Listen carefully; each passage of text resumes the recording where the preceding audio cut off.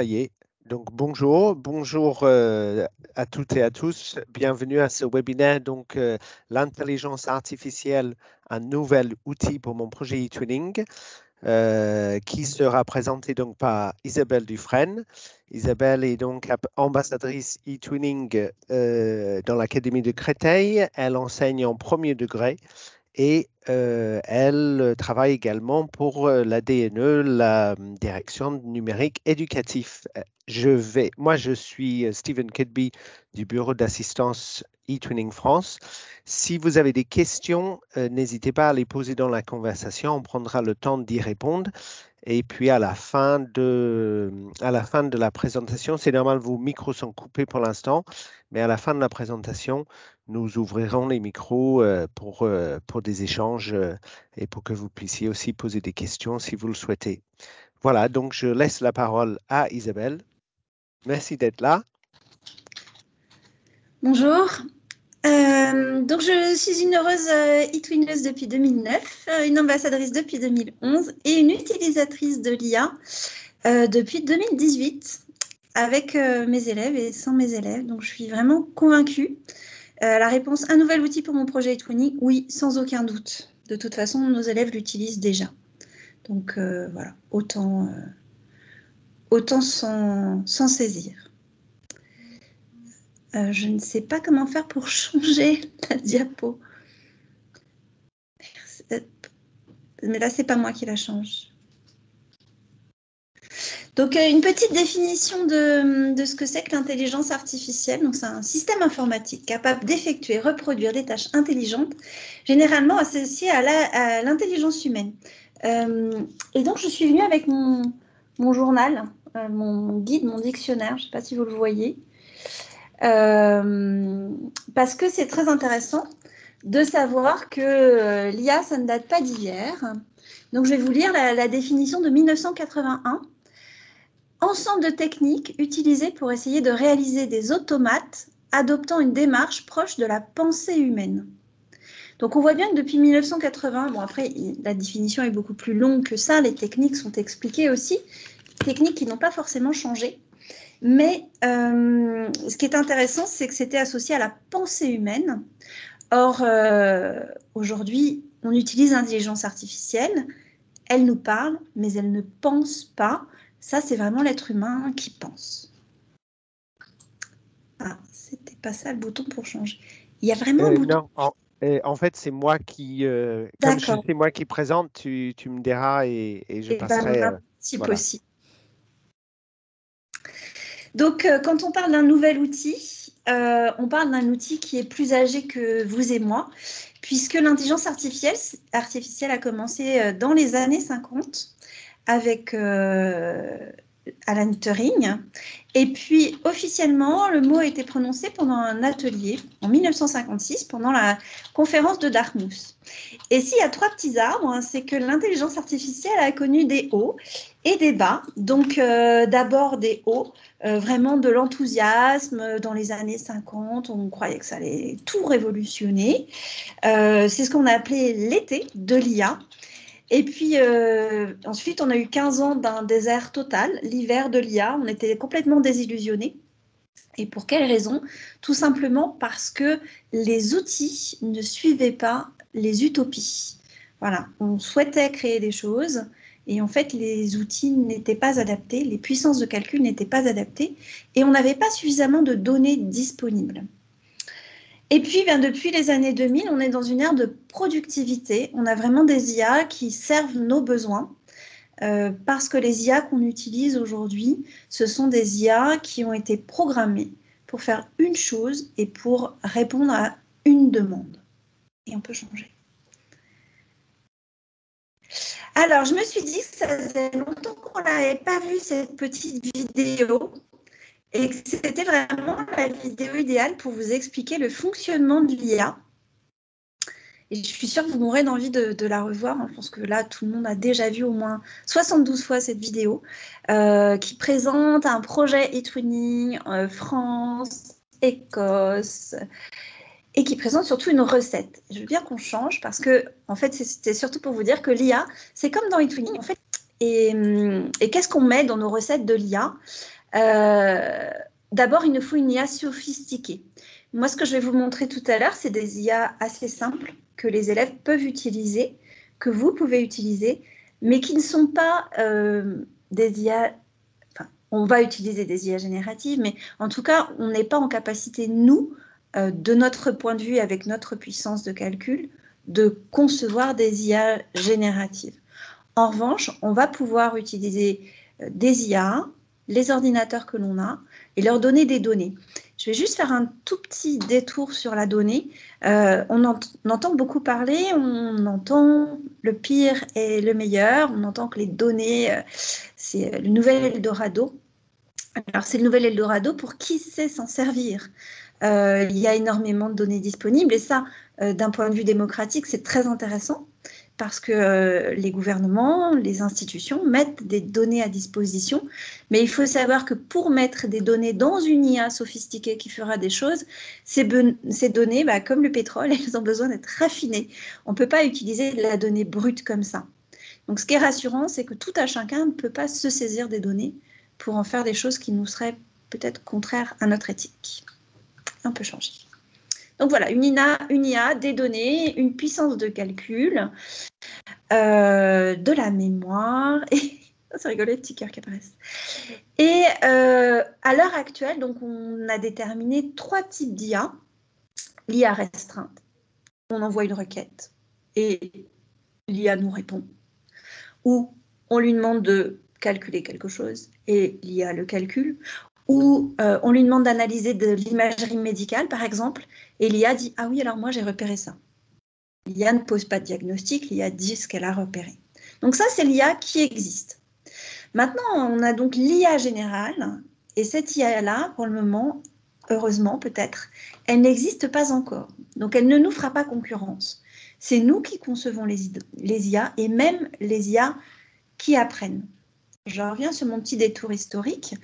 Il y a eu un grand tournant quand même dans l'IA. Et non, ce n'était pas 2022 avec la mise à disposition de ChatGPT pour le monde entier. Il y a eu un premier tournant en 1997. Un ordinateur, Deep Blue, a battu un être humain. Il a battu Garry Kasparov aux échecs.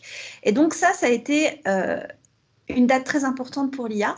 Mais il faut savoir que ce n'était pas du tout une IA qui apprend. C'était une IA qui calcule un algorithme. Et s'il y a des enseignants de maternelle, vos élèves en maternelle, ils font des algorithmes. C'est juste une IA qui calcule avec des algorithmes plus compliqués. Après, il y a eu un deuxième tournant qui, là, a commencé à susciter quelques inquiétudes. Et là, c'est 2016. Parce que AlphaGo a battu Lee Sedol, qui était le champion du jeu de Go. Et le jeu de Go, ce n'est pas que du calcul, il y a une interaction sociale qui se joue dans ce jeu. Et donc là, première inquiétude, est-ce que l'IA n'est pas en train de pouvoir nous remplacer parce que cette fois, l'IA a appris au fur et à mesure qu'elle jouait contre le joueur. Et puis, fort heureusement, pour le moment, on n'en est pas encore là. On est sur une IA qui fait des tâches spécifiques que nous lui avons attribuées. Ça peut être des tâches complexes, mais elle fait ce qu'on lui a dit de faire. Et même quand elle apprend pour faire cette tâche, elle ne va pas se créer sa propre tâche ensuite. Elle fera ce pourquoi elle a été programmée par l'être humain. C'est quand même rassurant. Et je veux bien qu'on change. Alors, ceci est la première intelligence artificielle grand public. Alors, j'avais pensé vous poser la question, quelle est la première intelligence artificielle grand public ?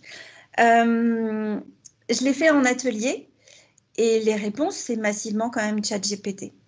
Parce que c'est un tournant dans l'IA, mais en réalité, l'intelligence artificielle, elle était déjà avec nous. Et ça, c'est une machine de 2002, c'est une machine qui a plus de 20 ans, et c'est une machine qui apprend. Je pense que tout le monde sait ce que c'est, donc c'est un ordinateur, pardon, c'est un aspirateur qui apprend. Donc, vous allez le placer chez vous, il va faire le tour de la pièce, il va reconnaître. Et donc, au fur et à mesure, il va apprendre l'espace. Mais à nouveau, c'est une IA qui fait ce qu'on lui a appris à faire, à savoir nettoyer chez vous. Mais tout de même, c'est considéré comme la première intelligence artificielle mise au service du grand public.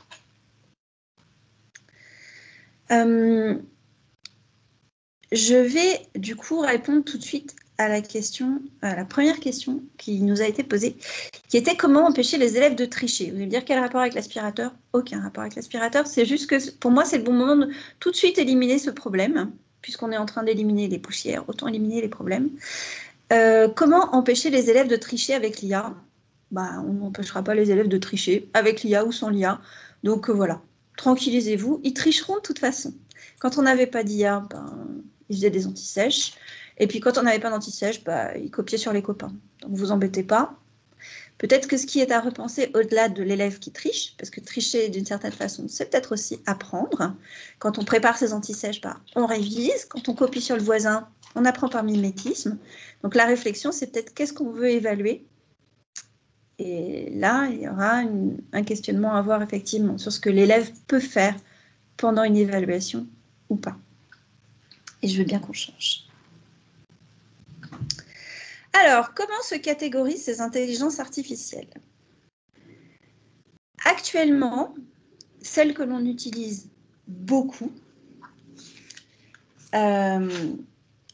c'est le deep learning. Donc, on a des couches de réseaux de neurones. On reparlera du réseau après, mais c'est une couche d'algorithmes avec une autre couche d'algorithmes.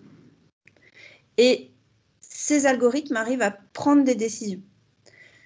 Alors, ils prennent des décisions qui sont, à l'heure actuelle, les décisions qu'on leur délègue. C'est pas de savoir si j'écrase la vieille dame ou les 3 enfants. On ne leur délègue pas non plus des décisions de justice. C'est des prises de décision qui sont reliées avec la tâche qui leur a demandé. Je prends le bloc bleu, je prends le bloc rouge. Ça, je le dis parce que c'est quelque chose que les élèves peuvent apprendre à faire rapidement. Le machine learning, et il y en a une façon très simple de le montrer en classe, je vous en parle dans 30 secondes.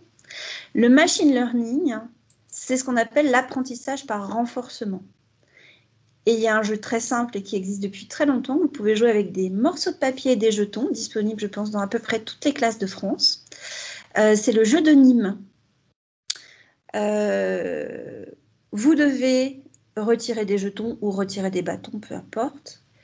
Et vous jouez contre la machine, le bout de papier et les jetons, si vous jouez avec des jetons. Et à chaque étape, en fait, les premières fois, la machine va perdre. Mais en réalité, il y a un truc, il y a un algorithme pour gagner. Et si vous apprenez, en partant de la fin, chaque algorithme à votre jeu, qu'il soit en bois ou papier et jetons, eh bien, ça permet vraiment de visualiser qu'en quelques séquences, votre machine apprend. Une machine qui n'est connectée à aucun réseau électrique. Alors évidemment, le machine learning déployé à large échelle, c'est pas du papier et des jetons, mais pour le faire comprendre aux élèves, c'est très pratique.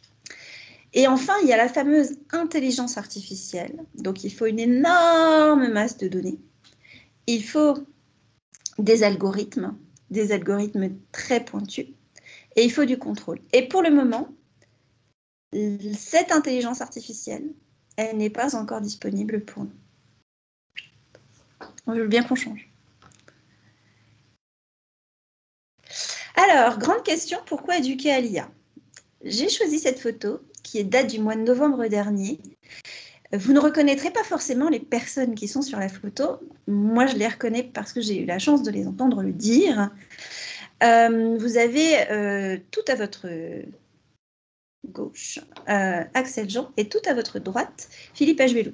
Donc, Axel Jean travaille à la direction du numérique pour l'éducation. Et Philippe Achvelous est en charge des données, algorithmes et codes sources pour le ministère de l'Éducation. Donc, je pense qu'ils savent un petit peu de quoi ils parlent. Et ils ont dit tout haut ce que moi je pensais tout bas depuis très longtemps, à savoir, il faut éduquer à l'IA, c'est très important, et faisons-le maintenant. Pourquoi le faire maintenant? D'abord parce que nos élèves utilisent l'IA, même les miens dans le premier degré. Et donc, si ce n'est pas nous qui les éduquons à l'IA, c'est les outils qu'ils utilisent qui les éduqueront à l'IA. Et ça, c'est pas très bon. C'est pas très bon parce que nous vivons en démocratie et que c'est pas forcément le cas des pays où sont produits les IA que nous utilisons.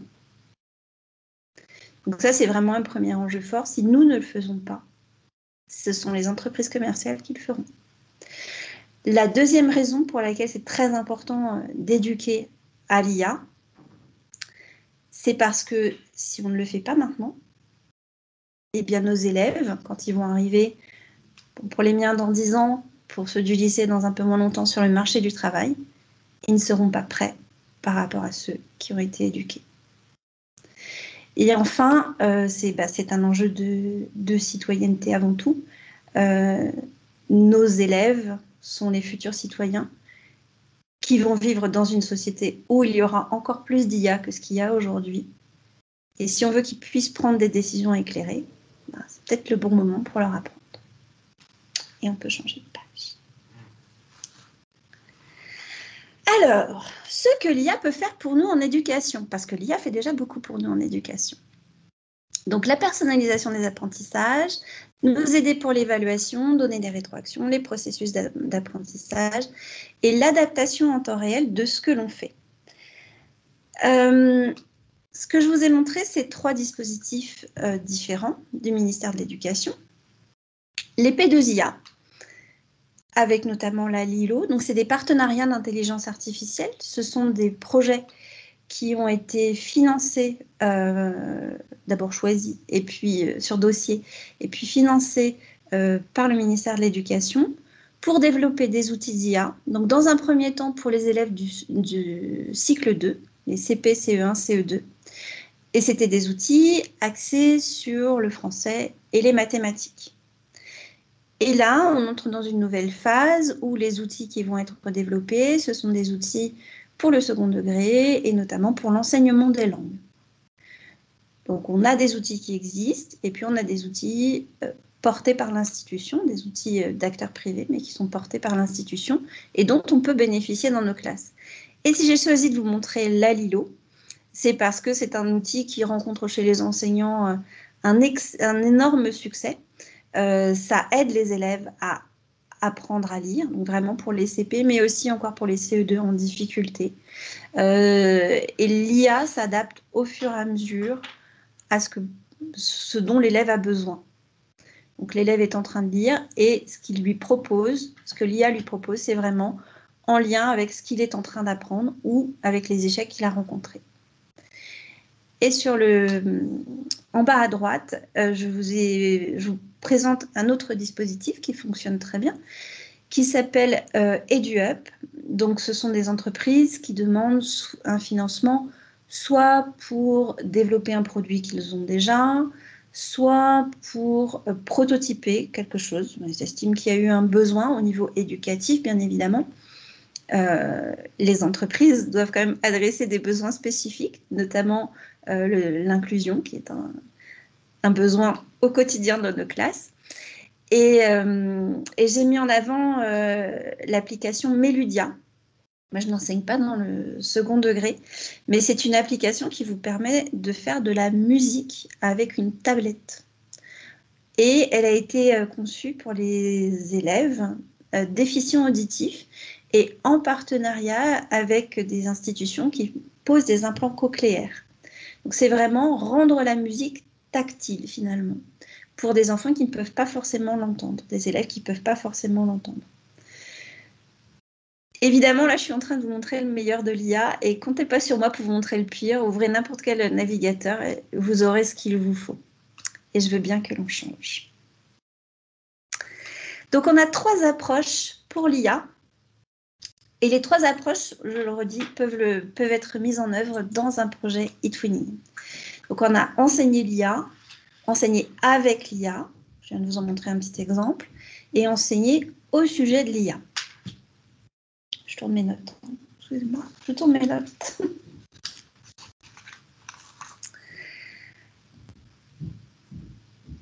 Alors, enseigner l'IA, certains collègues le font déjà, notamment au collège, en cours de technologie. Donc, on a des collègues de techno qui se sont emparés du sujet et qui font des beaux projets avec leurs élèves. J'en ai un tout de suite qui me vient en tête. Dans l'Académie d'Amiens, dans un collège, un collègue a fait concevoir à ses élèves une application qui reconnaît les fruits de saison. Donc, ils ont entraîné une IA avec des vrais fruits à reconnaître quels sont les fruits de saison. Ça a l'air d'être un projet assez simple, mais en réalité, ça rend vraiment concret aux enfants ce que ça veut dire une IA et entraîner une IA. On l'utilise vraiment comme un outil. Dans ce cadre-là, enseigner l'IA, c'est vraiment l'IA est un outil et allons mettre les mains dans le cambouis et allons voir à quoi ça ressemble. On peut aussi manipuler des paramètres d'IA. Ce qu'on peut faire dans un projet twinning. J'y reviens après sur le projet twinning. La deuxième partie, et c'est peut-être celle qu'on utilise déjà le plus, c'est enseigner avec l'IA. Donc, utiliser l'IA pour personnaliser les parcours d'apprentissage de nos élèves. Utiliser l'IA, même des IA génératives, pour dire, bah voilà, moi j'ai prévu de faire un exercice sur tel sujet. Voilà ce que je vais donner à mes élèves. Mais j'ai des élèves qui ont moins de vocabulaire. Mettons en histoire, ils ne maîtrisent pas encore tous les fondamentaux. Qu'est-ce que je pourrais proposer? Et l'IA va nous faire une proposition. Ou deux, ou trois, puisque chaque fois qu'on clique, l'IA va nous faire une nouvelle proposition. Donc voilà, l'IA est là pour nous suggérer, pour identifier des besoins aussi. Dans un temps assez court, on va pouvoir aussi utiliser l'IA, les tableaux de bord de l'IA pour pouvoir identifier des besoins chez nos élèves. C'est le cas déjà dans le premier degré avec une des applications qui s'appelle Mathia, où en tant qu'enseignant, on sait quels exercices ont été réussis et l'IA nous fait une recommandation de parcours que l'on peut utiliser après en mathématiques avec nos élèves. Et puis, la troisième partie, qui est une thématique qu'on adresse assez facilement, je trouve, dans les projets eTwinning, c'est celle de la citoyenneté numérique, puisque si on veut enseigner à propos de l'IA, bah, on va devoir parler des différents aspects de l'IA dans notre vie de tous les jours, et puis du principal écueil de l'IA qui sont les biais. Parce qu'en IA, on a quand même une sacrée tripotée de biais. Est-ce que vous m'en écririez juste 2-3 dans le chat? Allez, quelques biais de l'IA.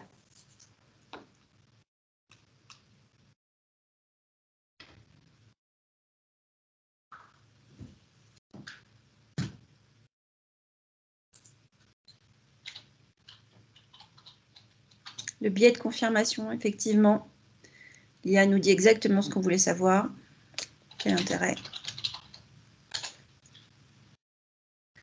Le biais de genre. Donc ça, c'est vraiment un biais qui est très flagrant. Hein.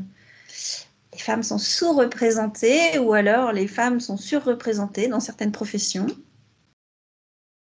La copie. Alors, la perte de curiosité de la part des élèves, c'est une conséquence de l'utilisation de l'IA, mais ce n'est pas un biais. Le biais, c'est quelque chose qui est intrinsèque à la conception de l'IA. Si on l'entraîne, voilà, c'est ça. Si on l'entraîne, il est représentatif du groupe qui l'a entraîné. C'est ce que je vous disais tout à l'heure. Nous, dans la stratégie numérique en France pour l'éducation, il y a un numérique souverain. Et ce n'est pas toujours très clair ce que ça veut dire un numérique souverain.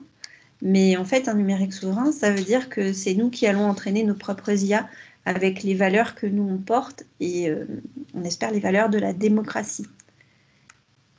Les biais idéologiques, oui. Le financement aussi. Bon, vous êtes hyper au point sur les biais. Nos élèves ne le sont pas toujours. Donc, c'est vraiment une entrée enseignée à propos de l'IA. Ça permet voilà, de mieux comprendre ces biais-là. Je veux bien qu'on change de page. Alors, des projets. Donc, je vous disais que ça fait longtemps que ça m'intéresse, l'IA. Et en 2020-21, avec mes élèves, qui étaient donc des CE2, nous avons participé à la co-construction de Mathia, un outil de mathématiques, dont j'ai parlé il y a 2 minutes avec les tableaux de bord. Et donc, mes élèves étaient super intéressés, ils ont vraiment fait du beau travail. Et puis, du coup, ils se sont posés des tas de questions. Mais qu'est-ce que c'est que l'intelligence artificielle et comment ça fonctionne? Parce qu'au fur et à mesure de la co-construction, ils posaient des questions techniques. Comment la machine fait-elle pour reconnaître nos voix? Voilà. Donc, au printemps 2021, je leur ai proposé un petit projet sur « Allons-y, parlons de l'IA ». La première étape, ça a été de lister toutes les IA autour de nous. Et il y en a beaucoup des IA autour de nous. Et ça commence dès la moindre requête. C'est aussi ceux qui ont des assistants vocaux à la maison. Voilà. Ils ont remarqué, parce qu'ils sont au CE2, mais ils ont des téléphones, le fait qu'on leur propose de finir leurs phrases dans les messages. Voilà. Donc ça a été la première partie, identifier les IA autour de nous. Et puis, après, ils avaient vraiment la question des fausses images. Et on a regardé quelques éléments de deepfake. Et on a appris à reconnaître, deepfake vidéo, mais on a quand même appris à reconnaître des fausses images grâce à 2 sites, dont celui qui est en bas à gauche, où les élèves, en fait, il n'y a pas besoin de se connecter, il n'y a pas besoin de s'enregistrer. Je suis dans le 1er degré et je n'ai pas de NT. Donc voilà, hop, ça règle le problème. Donc les élèves ont 2 images et ils doivent, 2 photos, et ils doivent, grâce à une série de trucs et astuces, deviner lequel est une vraie photo et laquelle est une fausse photo. Et pour ça, il y a quelques trucs à connaître. Et vous aurez le lien après parce que, par exemple, les cheveux. L'IA ne va pas forcément très bien les détourer. Ils vont être bizarres. Ou alors, on va avoir l'impression qu'ils sont peints. Ou alors, au niveau des petits détails, il va y avoir comme des petites bulles. Ça, c'était très vrai en 2021. Évidemment, l'IA fait de gros progrès tous les jours. Est-ce que ça sera encore vrai en 2024? Pas sûr. Mais en tout cas, les élèves ont appris comme ça à reconnaître des fausses photos. Et ensuite, ils ont utilisé Photospeak, que je pense vous connaissez tous en tant qu'e-twinner, pour réaliser donc des hyper-trucages, des deepfakes, où ils ont fait parler des personnalités célèbres pour leur faire raconter un peu n'importe quoi. Évidemment, on n'est pas du tout à la hauteur des deepfakes qui circulent sur le web, mais d'un autre côté, en termes de prise de conscience pour les élèves, se dire que le résultat auquel ils sont parvenus avec une poignée de tablettes et leurs compétences de 8 ans, ça en dit long sur ce que peuvent faire de vrais programmeurs adultes avec des ordinateurs performants. Donc ça, c'était le premier projet, c'était les CE2 en 2021. Et pour certains d'entre eux, je les ai retrouvés en 2023. Et là, ils étaient vraiment travaillés par un sujet très important, les IA génératives. Et oui, les CM2 s'intéressent aussi aux IA génératives. De toute façon, au printemps 2023, personne n'aurait pu passer à côté. Les CM2, ce n'est pas ma classe, je les ai une fois par semaine et je leur enseigne l'anglais en échange de services. Et régulièrement, pas tous les ans, mais régulièrement en fin d'année, on fabrique un jeu de Cluedo. Parce que c'est pratique, ça permet de revoir le vocabulaire engrangé dans l'année, ça permet de revoir les questions, qui, où, quand, de voir le il, le elle, donc c'est une bonne façon de finir l'année en rebrassant un petit peu tout ce qu'on a vu. Et donc cette année, on a fait un Cluedo qu'on a imprimé après, mais on a quand même fait un Cluedo virtuel au départ. Donc les élèves ont décidé du lieu, ça se passerait dans une maison hantée, il y a eu des votes bien sûr pour ça. Ils ont décidé des personnages, et ils ont eu à décrire les personnages le plus précisément possible et décrire les décors le plus précisément possible pour que des IA génératives, je dis des parce qu'au début on utilisait DALL-E, mais on est un petit peu limité dans ce qu'on peut, nombre de fois qu'on peut utiliser DALL-E. J'ai créé un compte moi chez OpenAI Et puis, dans un second temps, on a utilisé Crayon, qui a 2 inconvénients majeurs et un gros avantage. On va commencer par les inconvénients. Il y a de la publicité sur la page, puisque là, je n'ai pas créé de compte et que les élèves pouvaient y aller. L'ordi était à disposition pendant les cours. Au fur et à mesure des semaines, les enfants ont pu faire leur personnage. Et c'est ce que vous voyez en bas, le loup-garou avec la figure en sang. Crayon a quand même un gros avantage, j'ai pas besoin de se créer de compte. Donc, l'un dans l'autre, c'est celui que nous avons fini par utiliser. Voilà, donc ça fait 2 petits projets qui nous ont pris, je sais pas, une dizaine de séances pour les CE2 et une dizaine aussi sûrement pour les CM2, parce qu'après, on a joué et on a utilisé notre vocabulaire. Mais en tout cas, c'était intéressant parce qu'ils ont vraiment eu, pour le deuxième, à chercher un vocabulaire plus précis. Et ça donnait du sens, en fait, à tous ces adjectifs qu'on avait travaillés tout au long de l'année. Voilà. Et je veux bien que l'on change. Alors, si vous voulez aller plus loin qu'aujourd'hui, c'est tout à fait possible. Je vois que j'ai oublié de mettre l'adresse. Je la mettrai, je la partagerai après. L'INRIA, suite à un projet Erasmus+, donc avec 5 pays d'Europe, et là vous voyez que je commence à me rapprocher d'e-twinning, a mené ces dernières années un projet Erasmus+, qui s'appelle AI40, Intelligence artificielle pour les enseignants.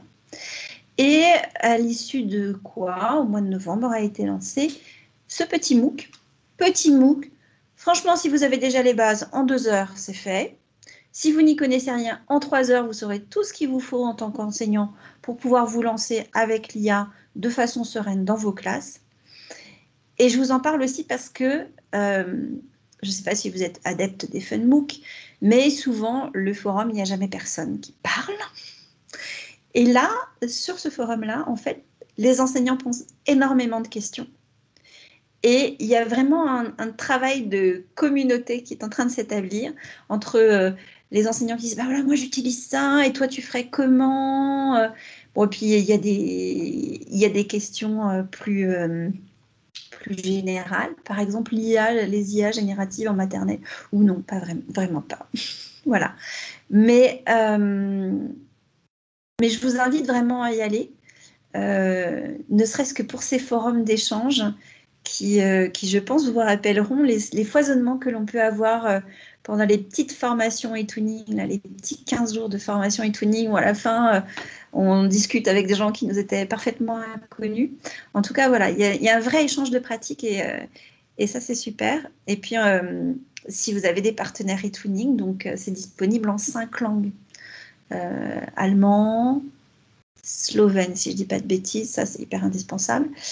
Anglais, français, enfin voilà. Donc c'est une ressource qui a été co-construite au niveau européen et 3 heures de votre temps, je suis sûre que même moins de 3 heures, ce sera parfait. Et je veux bien qu'on passe à la suite.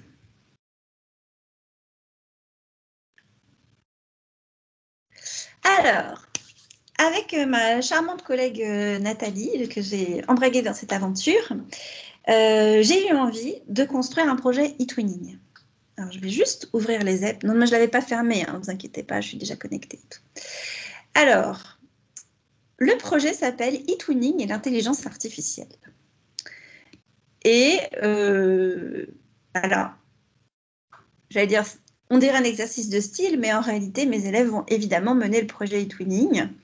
On espère qu'on va récupérer d'autres classes aussi, qu'on ne travaillera pas juste avec Nathalie, même si on sait qu'elle va nous apporter beaucoup, parce qu'on a déjà eu la chance de travailler avec elle l'an dernier. Voilà, donc présentation du projet, e-twinning, donc c'est nos 2 personnages que les élèves connaissent déjà, pas pourquoi ils connaissent e-twinning dans la classe, rencontre une drôle de créature, c'est la petite intelligence artificielle. Ils vont apprendre à se connaître, à se comprendre, à découvrir leurs qualités et leurs défauts, et ce sera peut-être le début d'une belle amitié. Donc ça, c'est ce que les élèves découvrent, c'est le début de notre projet. Un projet qui, bien sûr, a des objectifs d'apprentissage. On est chez eTwinning, ce n'est pas de la blague. Le projet a pour but de répondre aux questions que les élèves se posent sur l'IA parce qu'ils continuent à s'en poser.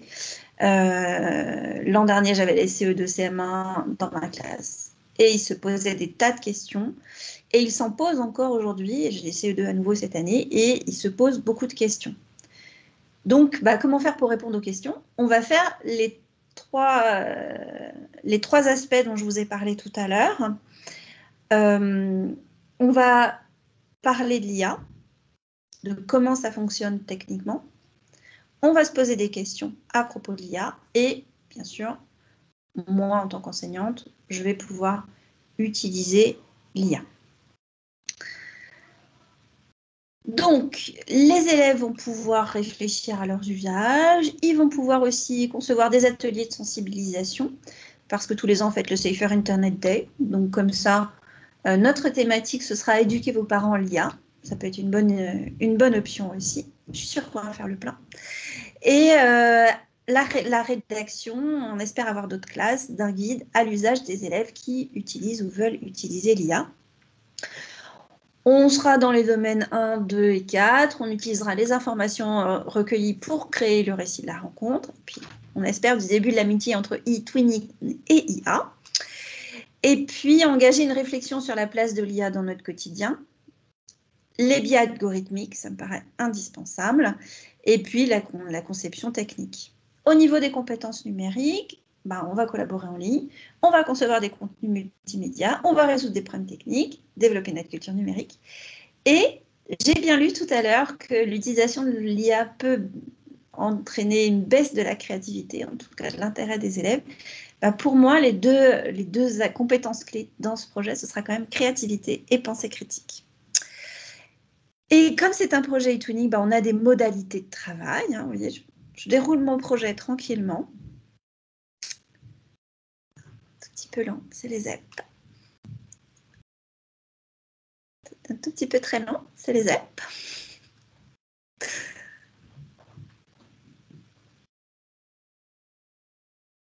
Y a-t-il une maintenance de prévenu?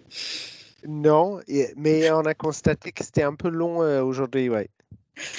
Bon, voilà. Ah, ça y est, ouf. Ouais. On y vient. Alors, modalité de travail, c'est l'image que vous avez là au-dessus. Pourquoi travailler en réseau? Donc ça, c'est une activité, si on a déjà fait un atelier ensemble, je vous l'ai déjà fait vivre. C'est très chouette à faire comme activité. Vous faites cette activité-là avec vos élèves. En réalité, vous commencez par faire l'activité de droite. Chaque petit carré correspond à un numéro. Vous donnez un numéro, donc si les enfants sont petits, vous leur donnez des numéros de 1 à 12, et puis s'ils sont grands, vous pouvez leur donner des nombres plus compliqués. Et on fait d'abord donc la partie de droite, c'est-à-dire qu'on est deux, on compare, l'objectif c'est de les ranger du plus petit au plus grand. On est deux, on compare, on avance. Ensuite, pardon, c'est celui de gauche, excusez-moi, je suis mal latéralisée. Ensuite, une fois qu'on a trié ces deux-là, le troisième vient comparer. Puis le quatrième vient comparer. Le plus grand, merci. On compare le plus grand, le plus petit.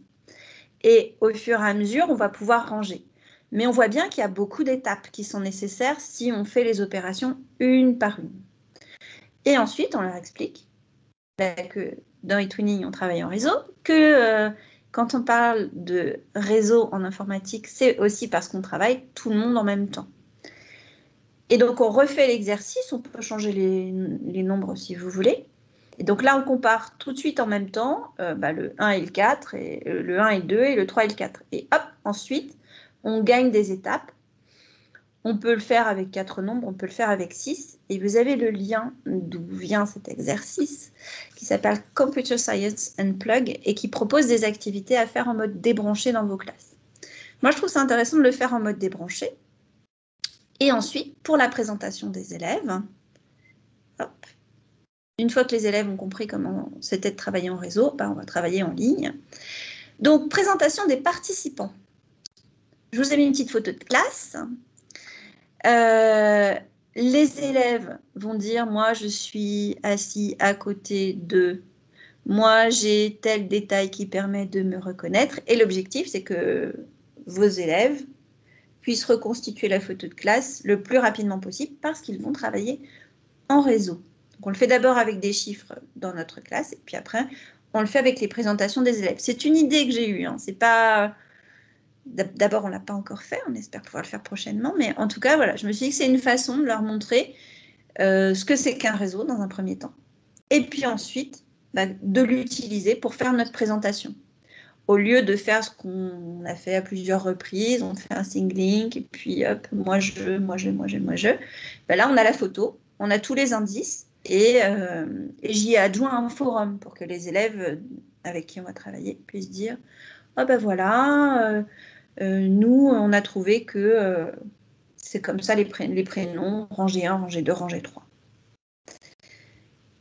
Il n'y a pas que la présentation des participants en général, hein, si je ne dis pas de bêtises, dans une présentation eTwinning, il y a aussi la présentation des lieux. Et je veux bien qu'on change de diapo. Voilà.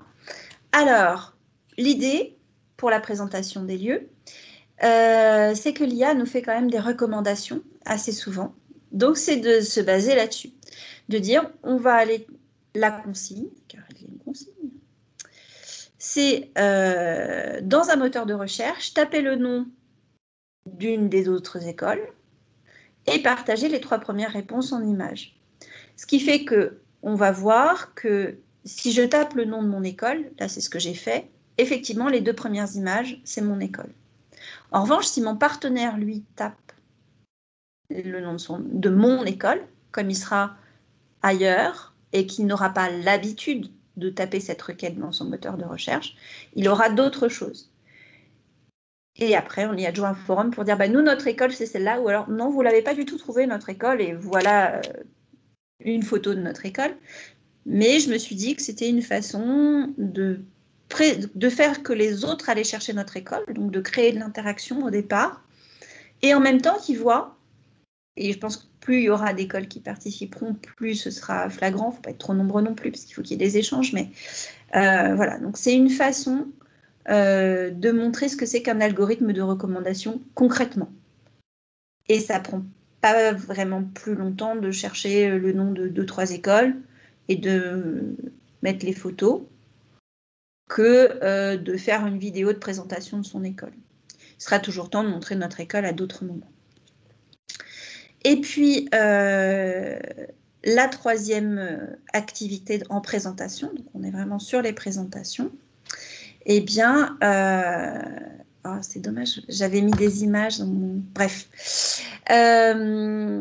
Vous connaissez bien eTwinning, c'est parce que mes élèves les connaissent vraiment bien, le petit bleu et le petit jaune.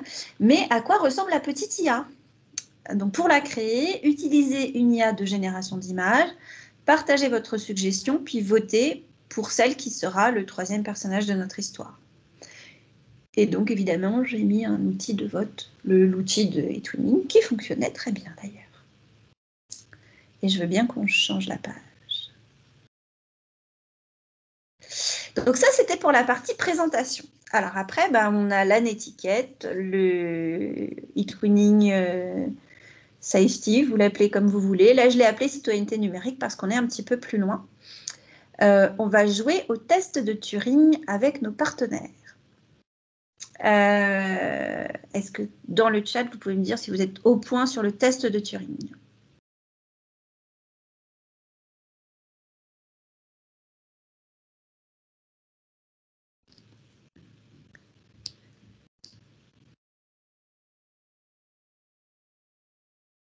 D'accord. Alors, donc l'idée, c'est de dire que, et vous pourrez trouver la ressource sur le CSNplug, le même que tout à l'heure.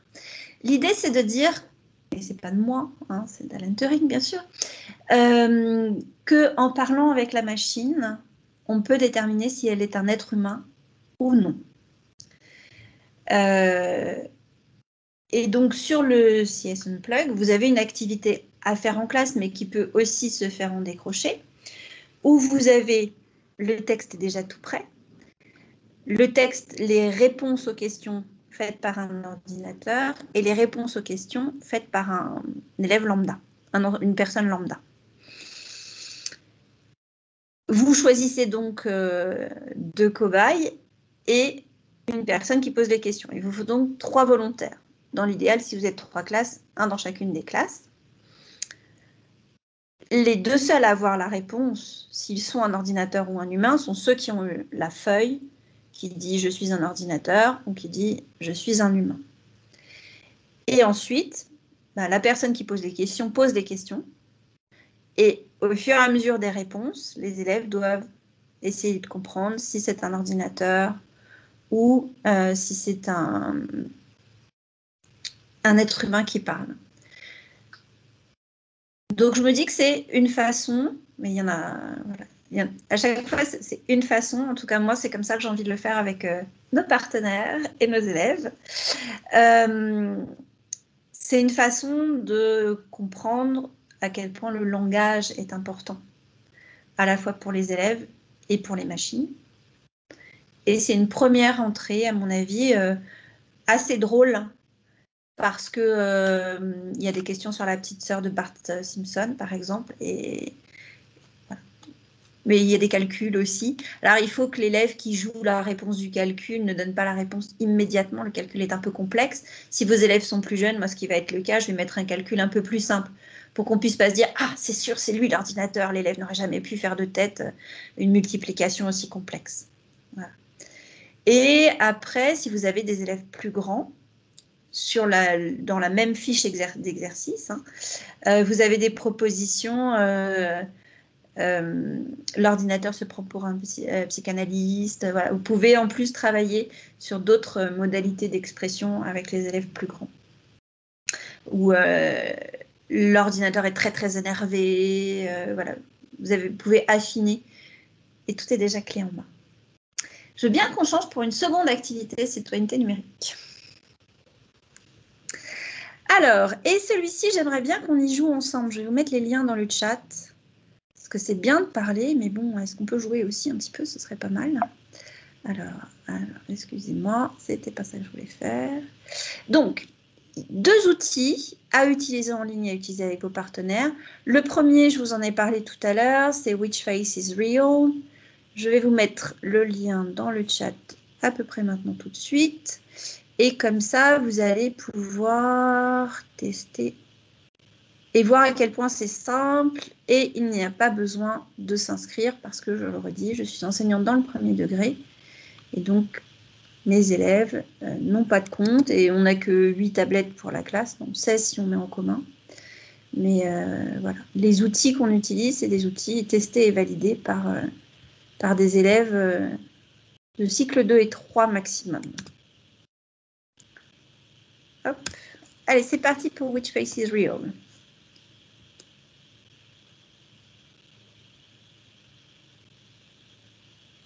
Et je vous invite à jouer tout de suite.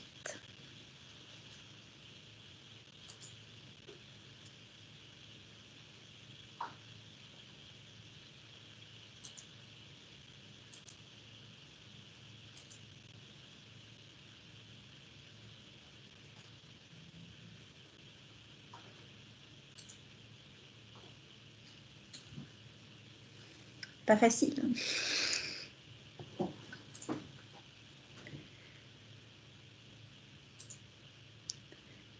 Sur la page qui explique, en haut, vous avez des petits onglets. Donc, moi, la capture d'écran que j'ai fait, c'est la page qui explique. Et c'est vraiment intéressant, et même à regarder avec les élèves, parce qu'on voit des photos générées par ordinateur de 2017.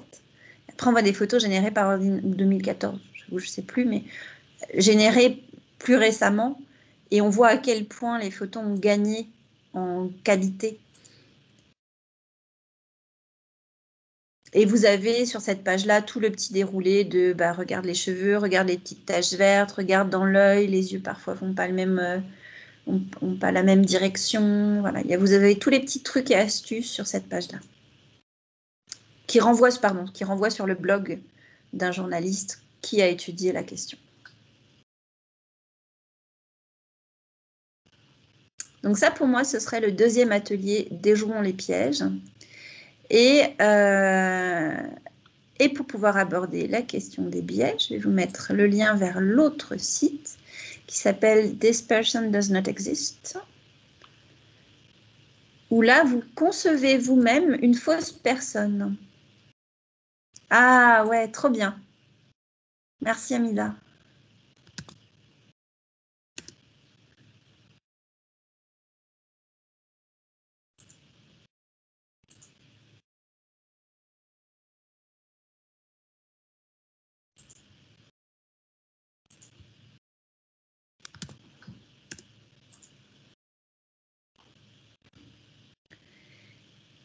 Donc, alors, il y a un tout petit peu de pub sur This Person Does Not Exist, mais j'avoue que je n'ai pas trouvé mieux pour le moment. Donc, on utilise un pare-feu et on essaye de se dégager de la publicité. Mais ce qui est intéressant, c'est qu'on peut choisir l'âge de la personne que l'on veut générer. On peut choisir homme ou femme et on peut choisir si c'est une personne de couleur ou si c'est une personne latino ou en tout cas, on peut choisir l'ethnie de la personne. Et je trouve ça intéressant à travailler aussi avec les élèves.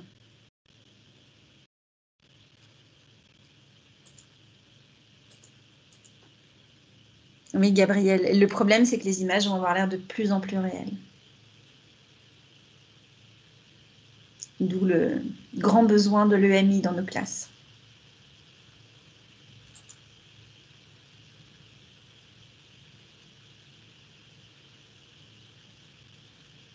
Ouais. Et donc, cette personne n'existe pas. Et pourtant, elle a l'air bien réelle. Et les portraits que vous faites, vous pouvez les télécharger. Donc, vos élèves peuvent les télécharger dans leur propre projet.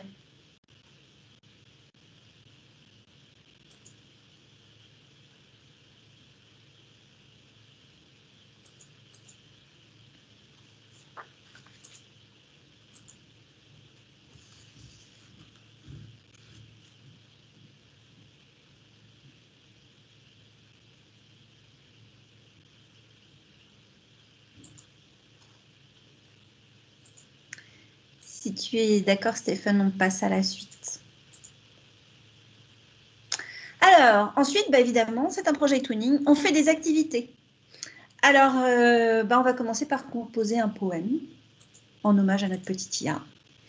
Et pour ça, on va utiliser donc verse by verse. Alors, c'est intéressant à plusieurs titres. On n'a pas besoin de se créer de compte. Et ça marche bien chez les petits qui n'ont pas beaucoup de vocabulaire en anglais. Oui, c'est en anglais. Il y a des inconvénients aussi. Oui, Gabriel. Je suis en train de lire ce qu'écrit Gabriel. Oui, je suis d'accord, effectivement. Ça peut permettre de parler des filtres et des comptes Instagram de nos élèves qui ne renvoient pas à la réalité, effectivement. Donc, activité 1 que je souhaite proposer à mes élèves, nous allons composer un poème. Et pour ça, on va aller sur verse by verse. Et pourquoi je ne vous ai pas partagé le lien? Car je l'ai mis dedans. Je vais vous partager le lien aussi, comme ça vous allez pouvoir y aller. Donc, vous choisissez votre poème, enfin votre poète, pardon. Vous mettez les premiers mots et l'IA va vous écrire le poème à votre place. N'est-ce pas merveilleux? Une IA qui écrit à notre place. Alors, c'est Google, celui-ci. Parce que bon, il faut bien qu'il y ait des entreprises qui financent toutes ces IA.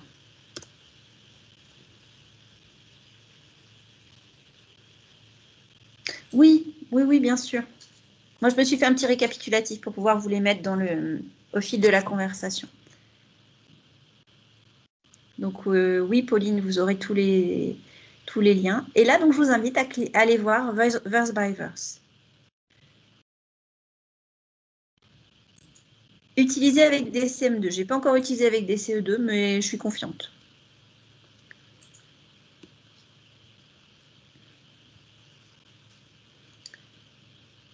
Alors, mes élèves ne connaissent pas tous ces poètes. Hein. Mais si vous êtes au lycée, je pense que ça peut peut-être vous intéresser. Puisqu'on va écrire à la manière de. Donc, vous choisissez votre poète. Toc.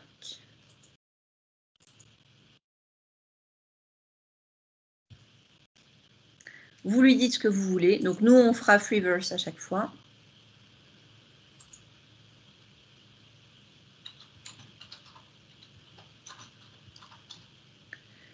Et après, on dit de quoi on veut parler. Par exemple, on pourrait faire un projet sur eTwinning. Hop. Et là, il nous fait des propositions. Donc, la poétesse qui est sur le côté, enfin, moi, j'ai choisi une femme, nous fait des propositions. Pour, j'ai juste écrit eTwinning et elle nous fait des propositions pour continuer le poème.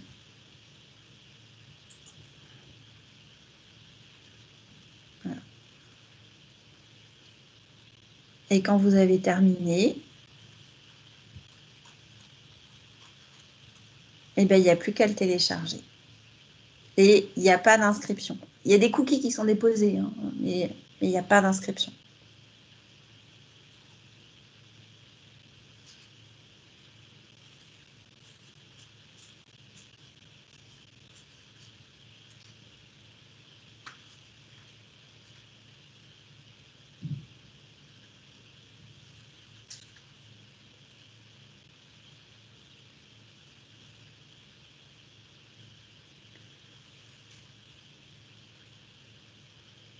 Et puis, bah, on va faire une activité 2 avec nos élèves.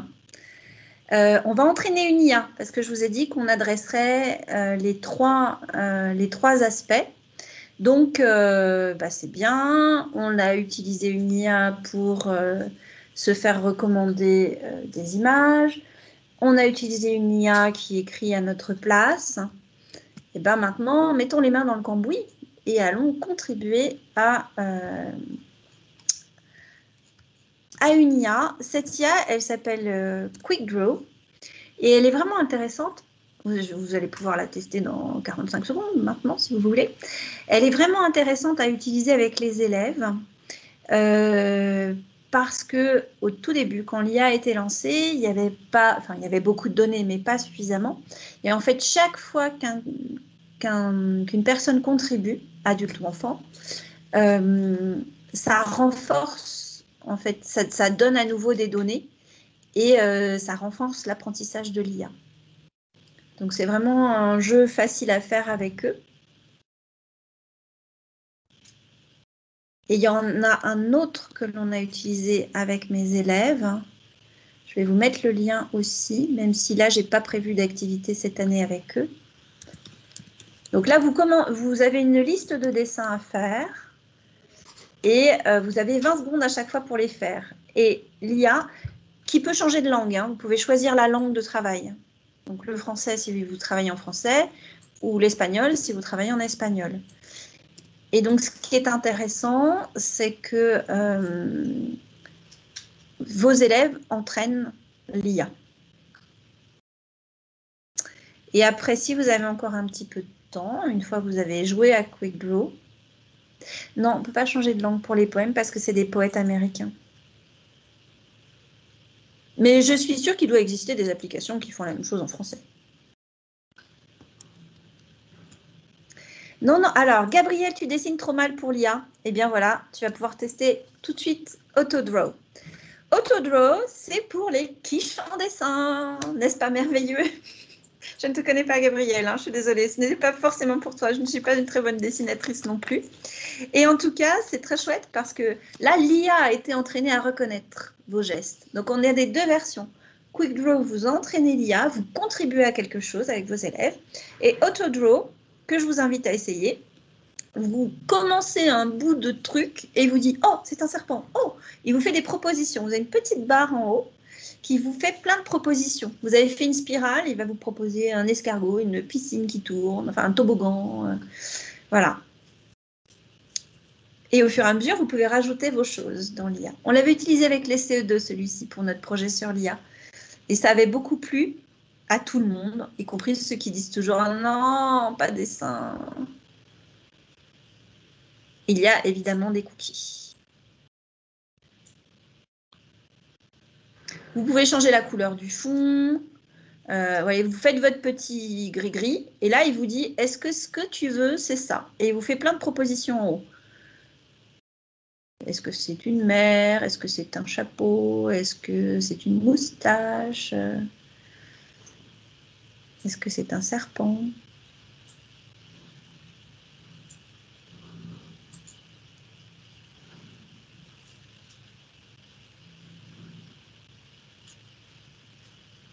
Et quand vous avez fini, bah, vous pouvez le télécharger.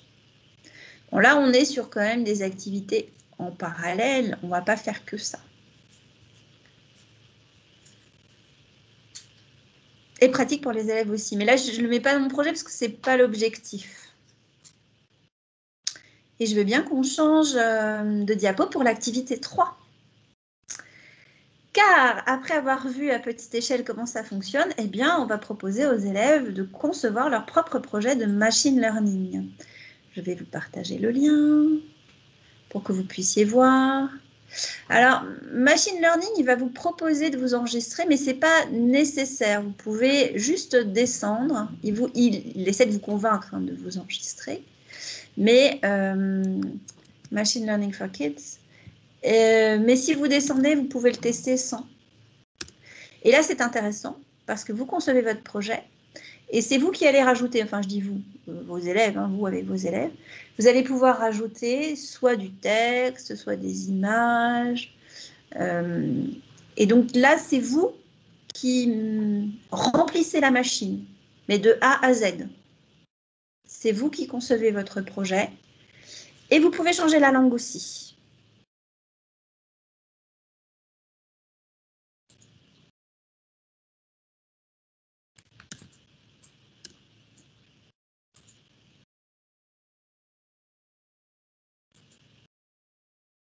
Il y a des modèles pré-entraînés, mais nous, avec les élèves, je pense que quand on en arrivera à machine learning, on sera suffisamment aguerri, on va tout faire nous-mêmes.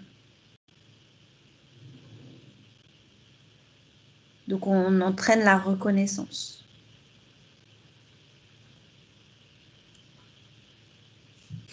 Magnifique, Béatrix. C'est I et c'est Twinning qui sont mélangés tous les deux.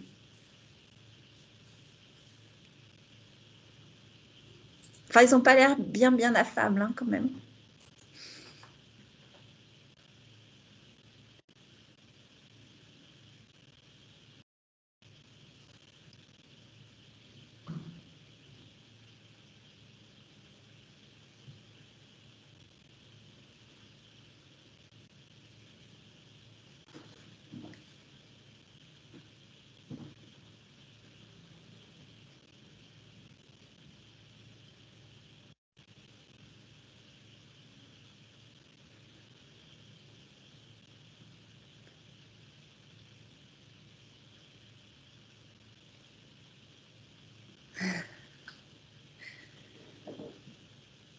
Et alors, tu l'as conçu avec quoi, Béatrix?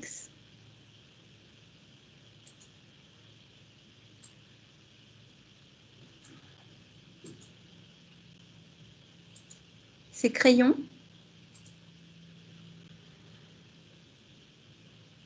Scribble. Vous voyez, hop, il suffit d'échanger avec 3 enseignants et vous avez à nouveau un autre outil que vous pouvez rajouter dans votre liste. Je vais aller voir Scribble aussi.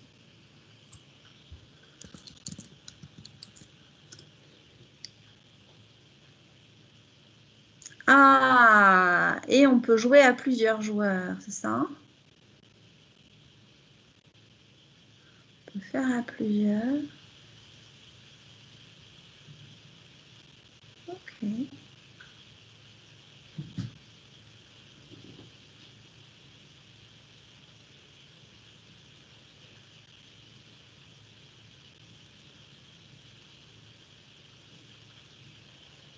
On va pouvoir passer à la suite.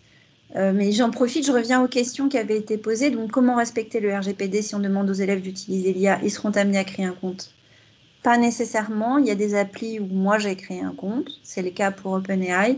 Mais sinon, voilà, à la fin du travail, on télécharge ce qu'on a fait. Et puis, on a eu les cookies, mais en tout cas, nous, on n'a pas vraiment transmis de choses à nous. Et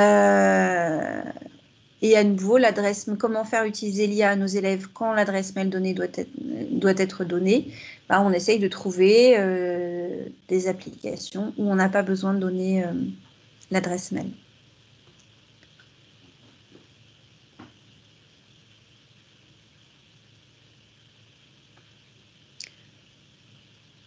Oui, je vous remets l'adresse tout de suite pour le test de Turing. Je vous invite vraiment à aller voir. Alors, il y a 2 versions, donc j'avoue que je ne sais plus. Si le test de Turing, je l'avais pris sur l'ancien site ou le nouveau site, mais sur le nouveau site, vous pouvez cliquer pour retrouver l'ancien. Je ne sais pas si je suis claire. Donc, le site s'appelle CS Unplug, Computer Science Unplug. Tout n'est pas disponible en français. Mais bon, un petit peu d'intelligence artificielle et hop, c'est traduit, hein, on est bien d'accord. Et donc, je vous remets le lien. Et vous avez plein d'activités sur le fonctionnement d'un ordinateur. Il y a une activité très chouette à faire dès 7-8 ans.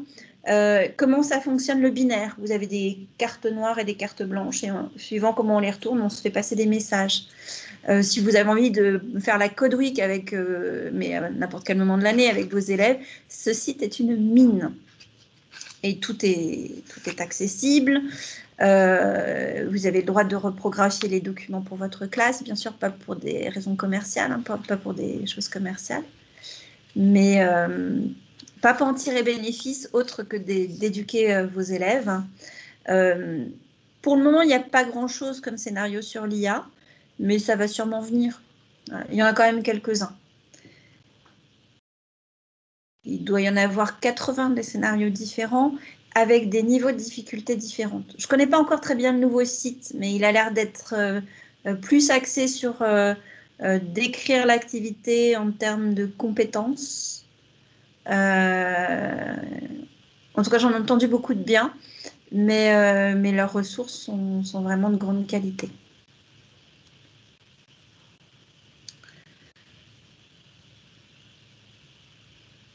Alors, donc, si on passait à l'image suivante, ce serait pour une activité... Ah non, il me manque une image. Voilà, c'est celle-ci. Parce que... J'ai dû passer trop vite, pardon. Pardon. Je croyais que c'est moi qui avais oublié de la mettre. Pourquoi je vous propose celle-ci? Il y a plein d'endroits où trouver des données intéressantes avec vos élèves. Là, c'est un projet de recherche. Et donc, les données, elles proviennnent de magazines. Et moi, je pense que ça peut être une activité intéressante à faire que de faire choisir des unes, par exemple, aux différentes classes et qu'ensuite, on puisse concevoir avec machine learning, l'outil qu'on vient de voir juste avant, qu'on puisse concevoir un jeu dans Scratch ou ailleurs. Machine learning, ça débouche souvent sur Scratch, à partir de ces documents historiques. Voilà. C'était juste une ressource à vous partager. Après, il y a plein d'autres endroits où trouver des données, mais là, c'est vraiment une très belle compilation. Et de fait, vous pouvez travailler en histoire autant qu'en... Alors, quelle IA utilisé à la place de Midjourney? Le monstre qui a été fait par les CM2, on l'a fait avec Crayon. Crayon, historiquement, c'était un mini Dali. Mais là où Dali devient payant au bout d'un certain nombre de requêtes, Crayon ne l'est pas. Et ce que je disais tout à l'heure, c'est qu'il a 2 inconvénients, c'est qu'il y a quand même un petit bandeau publicitaire, léger, mais néanmoins présent. Et en général, une requête prend 1 minute. C'est pour ça que nous, l'ordi était dans la classe et les élèves y allaient au fur et à mesure. Et c'est volontaire parce que pour aller plus vite, vous créez un compte. Donc, Mais sinon, les élèves aiment beaucoup les images. Et ce qui est pas mal aussi dans Crayon, c'est qu'il vous fait d'autres propositions et que vous pouvez éditer l'image que vous avez choisie. Si vous avez choisi, alors nous c'était beaucoup des trucs un peu glauques puisqu'il y avait des cimetières, tout ça, mais si vous avez choisi la cuisine ensanglantée, vous pouvez choisir après que votre cuisine elle soit plus dans les tons bleus et vraiment juste rajouter un tout petit détail. Et ça, pour travailler le vocabulaire, c'était intéressant avec les élèves.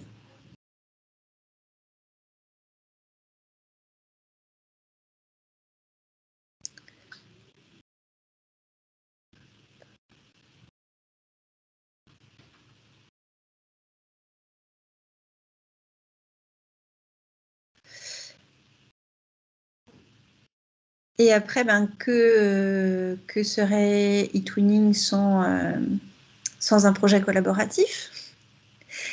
Donc, je veux bien que tu changes encore de page, Stéphane.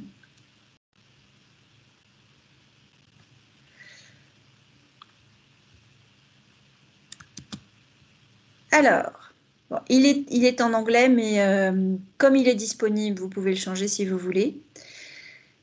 C'est un chatbot. Merci Amida pour avoir répondu aussi à la question quel outil utiliser à la place de Midjourney. Donc c'est un chatbot qui répond à vos problèmes sur eTwinning, sur la plateforme EZEP. Si vous cliquez, vous pouvez aller voir l'intérieur, voir comment c'est fait et voir comment c'est simple surtout à faire avec vos élèves. Donc quand le petit drapeau est vert, si vous allez à l'intérieur, quand le petit drapeau est vert, on peut choisir sa langue.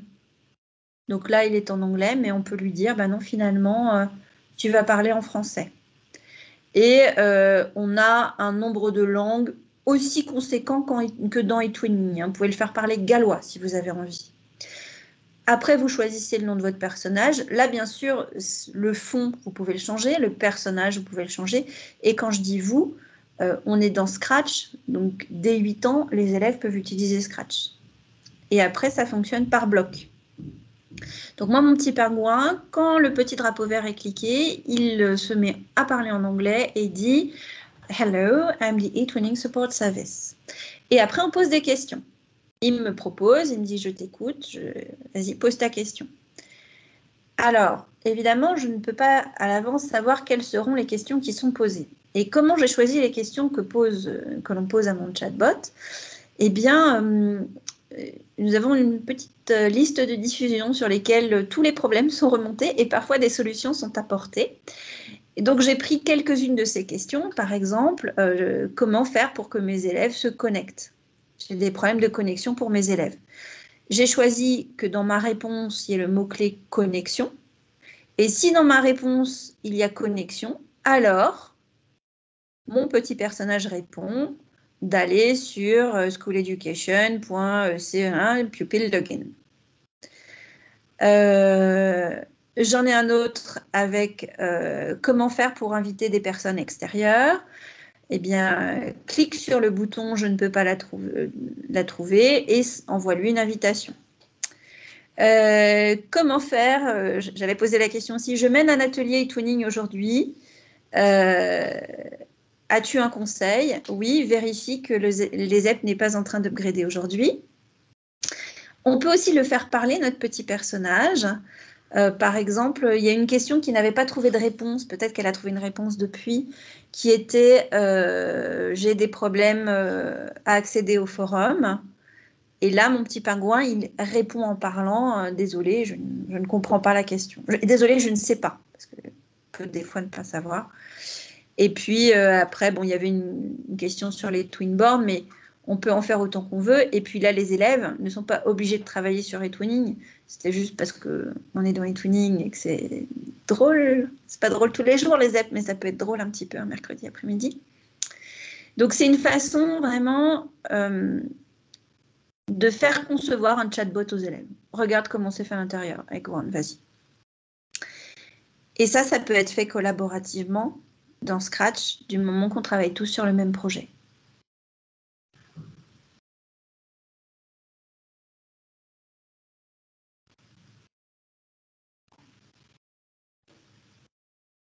pense qu'il y a plusieurs utilisateurs.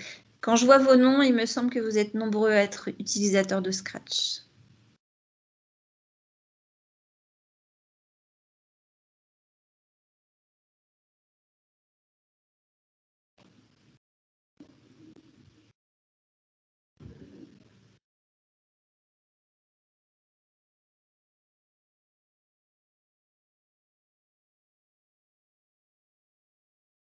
Donc, si vous cliquez sur le lien, en fait, vous cliquez sur le petit drapeau vert et vous voyez comment ça fonctionne. Et vous pouvez aller voir l'intérieur. Et Scratch pour l'utiliser avec vos élèves, au cas où vous ne connaîtriez pas. Vous pouvez vous créer un compte enseignant. Il faut faire une demande pour dire que vous êtes enseignant. Vous ne pouvez pas vous le créer comme ça. La réponse vient aussi vite que quand vous déposez un projet e-twinning. Hein. C'est à peu près le même délai. Et ensuite, vous invitez vos élèves, mais eux n'ont pas besoin de se créer de compte. Ils vont juste dans votre classe et voilà.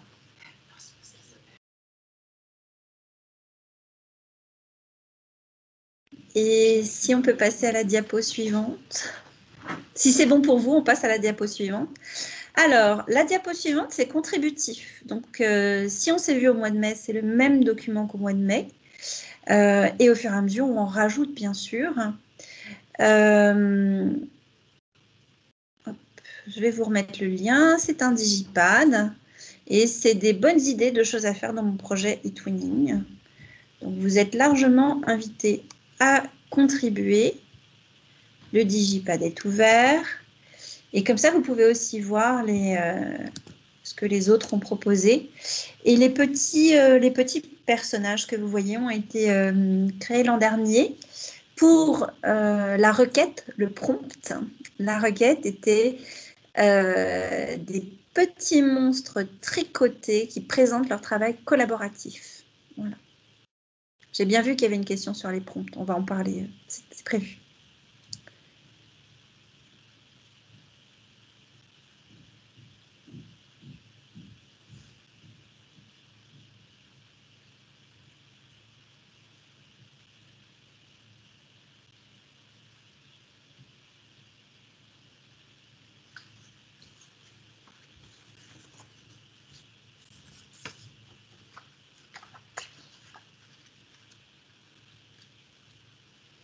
Comme vous aurez les liens, vous pourrez continuer après aussi. Hein. Alors, le digipad, pour être clair, moi, j'ai fait les 3 verres en haut. Et après, c'est plus moi.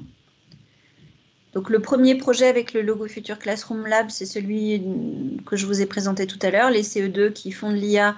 Oui, bien sûr, vous ajoutez ce qui vous semble pertinent et qui peut servir aux autres. Des projets que vous avez faits ou des idées que vous avez eues.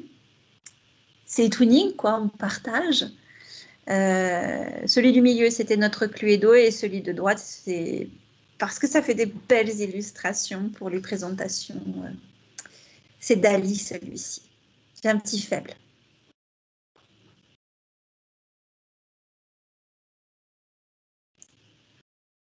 Et Stéphane, est-ce que tu peux retourner à la diapo numéro 10, s'il te plaît?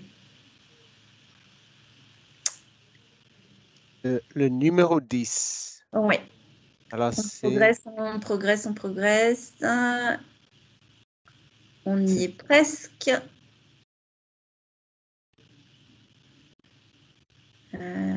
C'est celle-là. C'est celle-là. C'est les domaines d'application de l'IA. Je vais en parler, mais vous voyez que la source est citée. Alors, je vais donc répondre aux 2 questions sur les prompts. Le problème du prompt, c'est d'abord qu'il faut lui dire toute votre vie.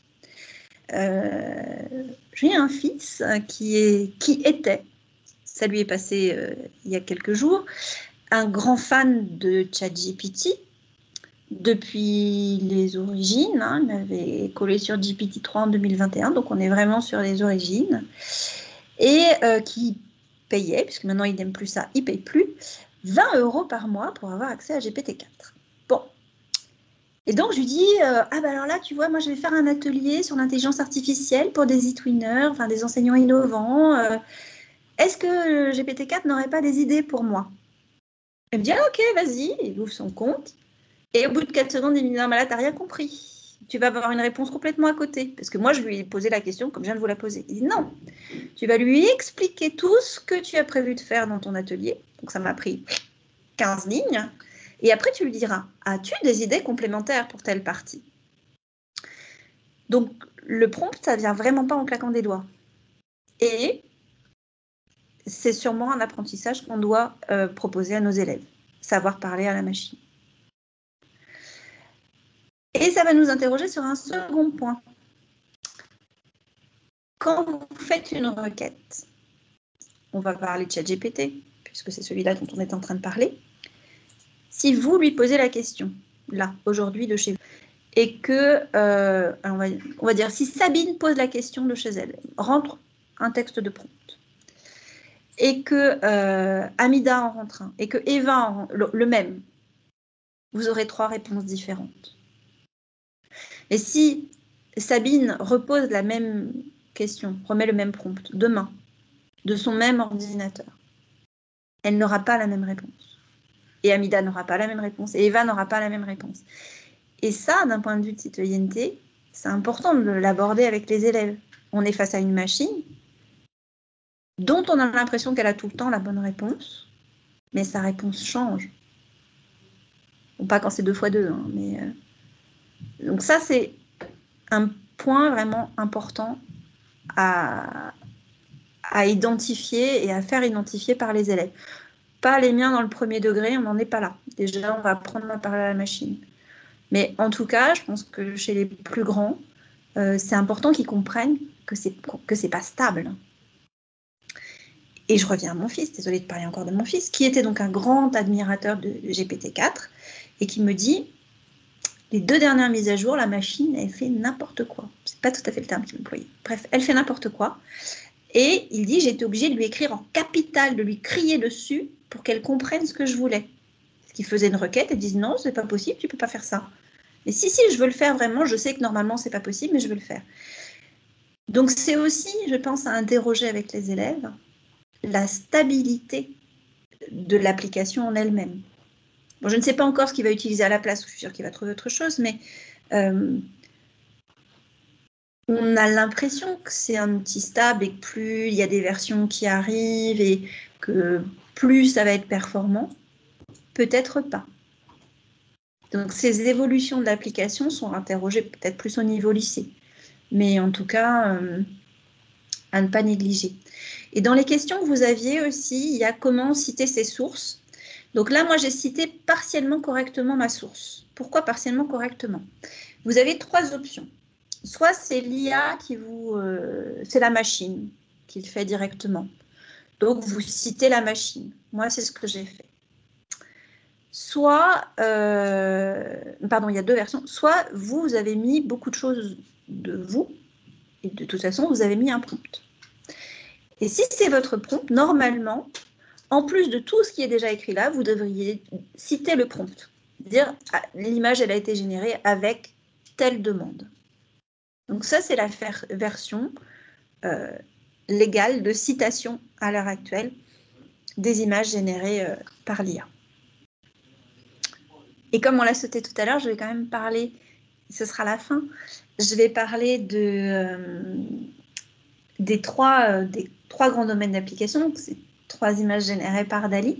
À gauche, ce sont des élèves, puisque les premiers impactés, hein, en fait, dans les classes, ce sont nos élèves. Impactés, on l'espère, d'un point de vue positif, bien évidemment, parce qu'il y a beaucoup de choses que l'IA peut faire pour eux. Alors, il y en a une liste, puis je pense qu'elle doit être dans le MOOC aussi, la liste de tout ce que l'IA peut faire pour les élèves. Mais en tout cas, voilà, du tutorat, des applications assistées par l'IA, comme je vous en ai parlé tout à l'heure, l'apprentissage des langues. J'ai vu qu'il y avait une question sur l'apprentissage des langues, j'y reviens après aussi. L'apprentissage par le jeu, la réalité virtuelle, les fameux agents conversationnels, et puis du tutorat, de l'évaluation, etc. Ensuite, les seconds impactés, c'est nous, les enseignants. Et en premier lieu, on aimerait bien avoir un outil qui nous permette de détecter les plagiats. On en a, mais plus on en a et plus les outils concurrents progressent. Donc, on est dans l'équilibre. Ça nous permet aussi d'avoir du matériel d'apprentissage, de nous aider à organiser nos classes, de nous aider à préparer nos séances, nos séquences. Voilà, je voudrais 20 questions quiz sur telle thématique et on les a en 5 minutes.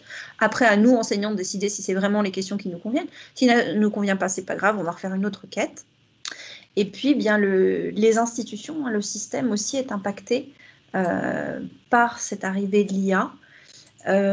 Et notamment, il y a plusieurs applications, mais notamment par la détection du décrochage scolaire. En fait, l'IA permet de synthétiser plusieurs indicateurs qui peuvent détecter, avant qu'ils le deviennent vraiment, un élève décrocheur. Après, il y en a d'autres, voilà, pour l'organisation des plannings. Bon. C'était ceux-là qui me paraissaient les plus importants. Et en conclusion, je leur dirais que c'est important d'éduquer nos élèves à l'IA. De le faire avec eTwinning, c'est encore mieux parce que c'est fun et qu'on travaille avec d'autres enfants. Et puis d'encourager les filles aussi. Alors, c'est cool, aujourd'hui, il y a plein de femmes qui sont connectées. Oui, je le redonnerai le lien vers le MOOC, Sabine. Un collègue m'a donné quelques chiffres tout à l'heure. En filière NSI, en France, il y a 8% de filles. D'accord. Une idée du même pourcentage au Maroc? Allez-y. Pendant ce temps-là, je vais chercher le lien pour Sabine. Et je vous laisse... Ah, ou Nathalie va vous mettre le lien pour Sabine. Allez-y. Même pourcentage. Filière équivalente à la NSI en terminale.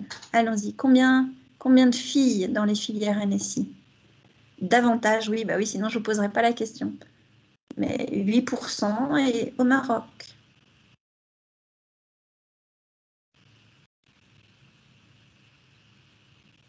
Pas tout à fait 60, plus que 40.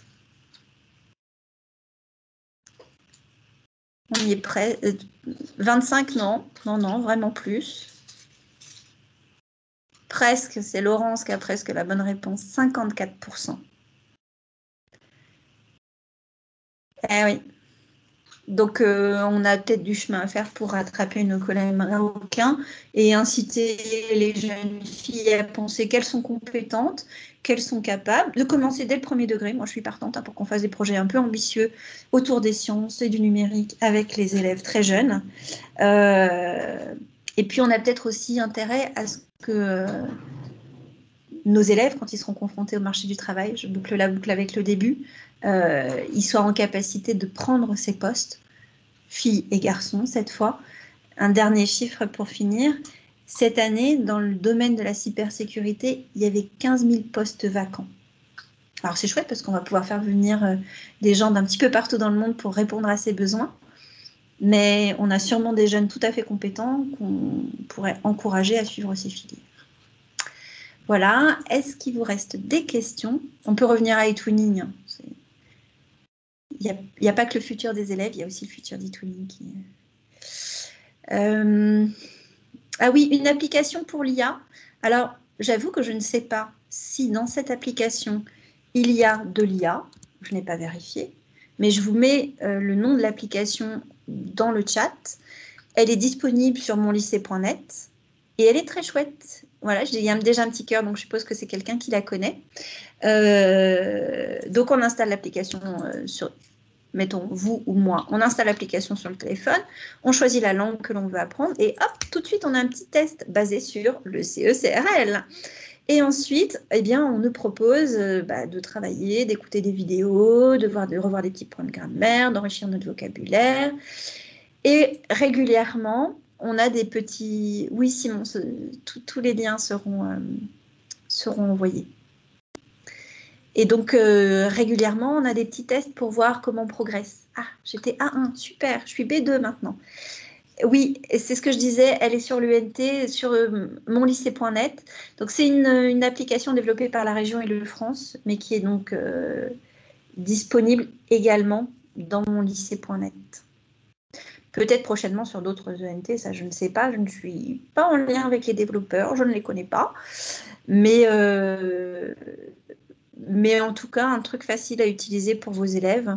Et ils peuvent choisir aussi leur sujet. Par exemple, eux, ce qui les intéresse, c'est d'apprendre. Ils sont en pro et ils ont besoin de pouvoir tenir une conversation dans l'hôtellerie. Tac, ils vont cliquer sur hôtellerie et c'est ça qu'ils vont avoir comme apprentissage. Ou alors, eux, ils sont fans de Lady Gaga, peut-être. Et donc, on va leur proposer des contenus qui adressent aussi leur centre d'intérêt. Voilà. J'espère que ça vous aura donné envie de mettre un petit peu plus d'IA dans vos projets eTwinning. Pas forcément de faire un projet eTwinning sur l'IA, encore que vous voyez que la porte est ouverte. N'hésitez pas à compléter dans le Digipad, parce que moi j'ai trouvé que ce qui avait été proposé au mois de mai était vraiment intéressant. Donc plus on aura d'idées et plus on pourra en profiter tous. Et si vous reste des questions, bah, allez-y.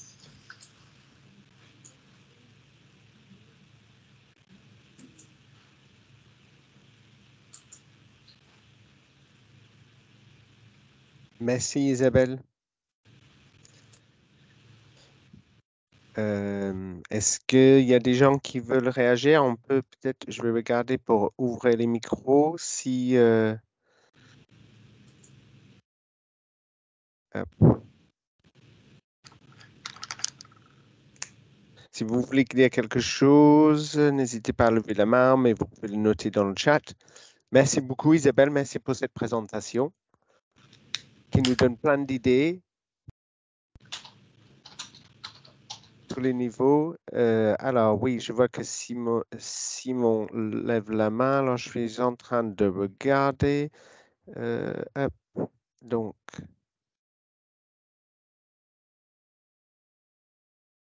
mais alors Simon, est-ce que normalement vous pouvez activer votre micro, je crois, si vous voulez parler? Est-ce que Oui. c'est bon, ça y est. Eh bien, merci beaucoup pour cet éclairage sur l'intelligence artificielle, puisqu'il est vrai qu'en France, on a un grand retard comparé aux pays d'Europe du Nord. Hein. Je pense notamment à la Finlande, la Norvège, etc. Que j'ai pu faire comment dirais-je, un séminaire à Helsinki. Donc, pour moi, l'intelligence artificielle, c'était un petit peu comme un extraterrestre qui débarquait. Là, il y a effectivement énormément de pistes de réflexion, hein, c'est-à-dire on peut être aussi bien dans le ludique, avec toujours la même dimension. Peut-être voir maintenant, de mon côté, je vais voir comment je peux utiliser certains logiciels. Donc, je vais avoir besoin aussi de temps de mon côté. Est-ce que ce sera possible de renouveler ce type de conférence à nouveau? Parce que je pense qu'il y a des personnes qui déjà avaient été en avance par rapport à moi, hein, parmi les publics que nous avons eus, les participants. Et là, j'ai différentes idées qui ont émergé, pourquoi pas, c'est-à-dire photos de groupes de classe avec bien entendu des images artificielles et deviner qui est qui, pourquoi pas. Vous voyez, après des courriers, c'est une idée qui m'est effectivement venue comme ça. Pourquoi pas, puisque là, je travaille sur un projet d'échange avec la République tchèque. Voir si avec l'intelligence artificielle, justement, on ne pourrait pas imaginer un anglais avec un accent français. Vous voyez, ça aurait un côté un petit peu amusant sur l'intelligence. Et vice-versa, retrouver finalement quelqu'un qui parle anglais avec un accent tchèque. Voilà, parmi de nombreuses pistes, bien sûr, puisqu'il va falloir maintenant que je cogite. Je dirais que ce sont un petit peu plein de bulles qui se sont ouvertes dans mon cerveau, pour ainsi dire. Puis maintenant, il va voir comment ça peut se mettre en œuvre. Voilà, merci beaucoup.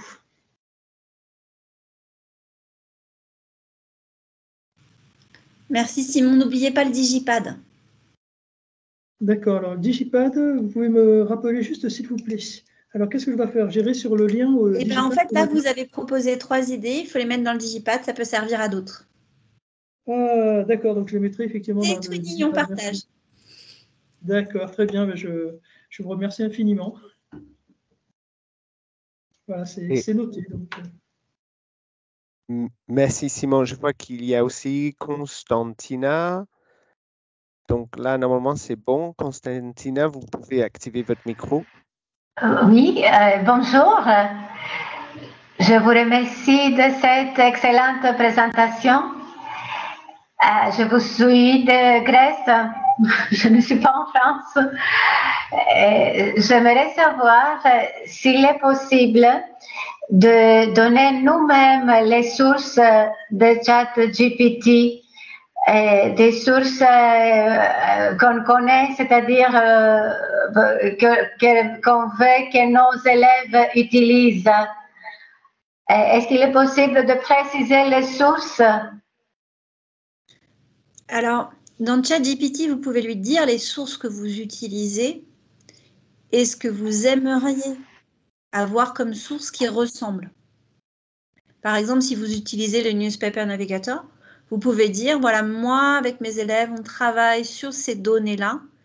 Est-ce que tu peux me trouver des données similaires? En revanche, effectivement, savoir d'où lui, il va trouver ces informations, non. Et vous ne pouvez pas l'entraîner avec vos données. Il a été entraîné, il est entraîné régulièrement d'ailleurs, il est nourri régulièrement de nouvelles données, mais ce n'est pas nous qui pouvons les mettre. En revanche, vous pouvez vous créer avec vos élèves à partir des sources que vous avez choisies. Ce ne sera jamais aussi performant comme IA générative, mais un exemple comme le chatbot. Plus les élèves sont grands, plus ils vont pouvoir faire des choses. Voilà, moi, c'est avec des blocs parce que c'est du premier degré. Mais vous pouvez choisir avec vos élèves d'identifier des sources et vous, de concevoir un outil qui donnera des réponses par rapport à ces sources. Mais ça peut mettre sur des cours. Vous avez un cours de géographie, vous identifiez les sources et vos élèves conçoivent un chatbot, donc on apprend à servir de l'IA à partir des sources que vous avez identifiées comme fiables.